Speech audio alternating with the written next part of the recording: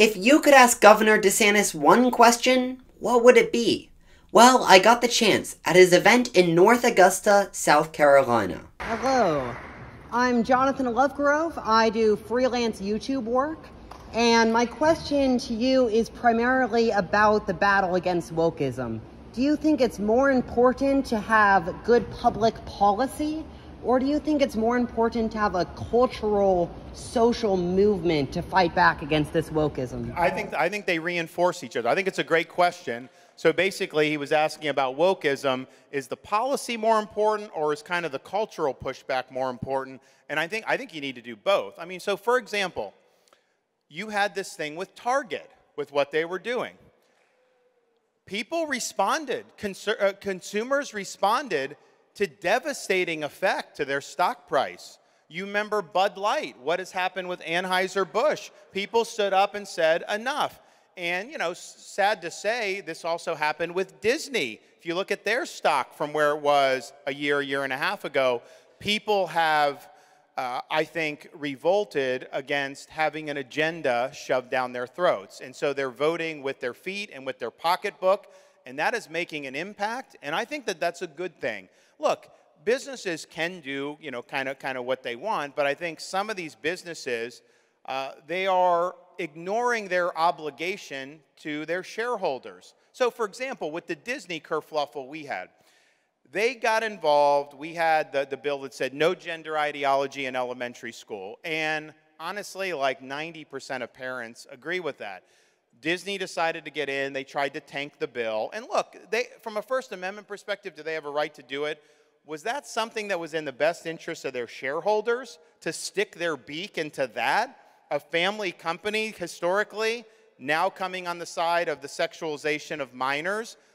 No, I don't think that that was smart. And then what they did, because, you know, people said, oh, the governor's not going to be able to stand up to them. They're too powerful. He's not going to sign the bill. Of course I signed the bill. I mean, are you kidding me? I'm not going to not sign the bill. So he signed the bill.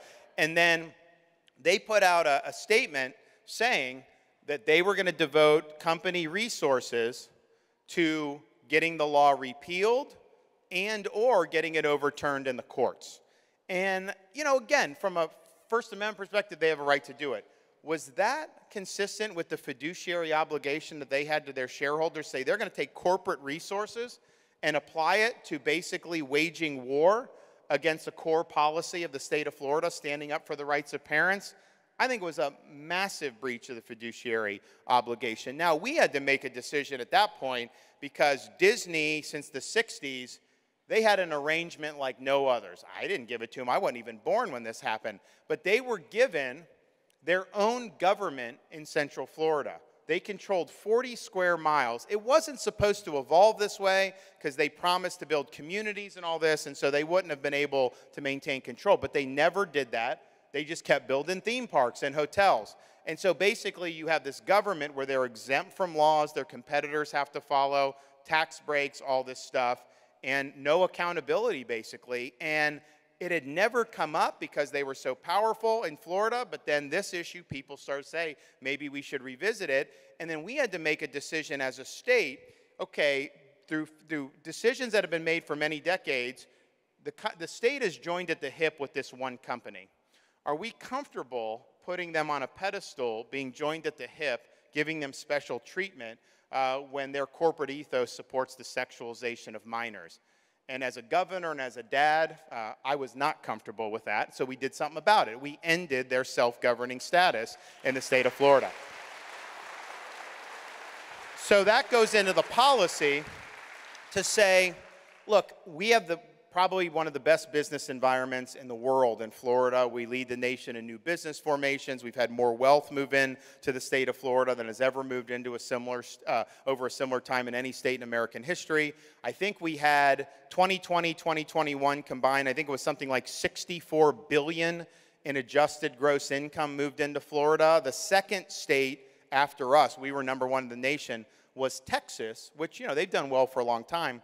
Texas had like 15 billion move in. So we were like 3-4 times what Texas was, and obviously California, New York, Illinois are hemorrhaging. So we've got a great business climate. We want everyone to do well. I wouldn't do policy that was bad policy. But I think if any of these corporations are enjoying some special subsidies from a state, and then they want to use that subsidy to go after our policy or to advance an agenda that's hostile, you have every right to yank the subsidy away. You do not have to subsidize these people. And so I think that that's something that we can do.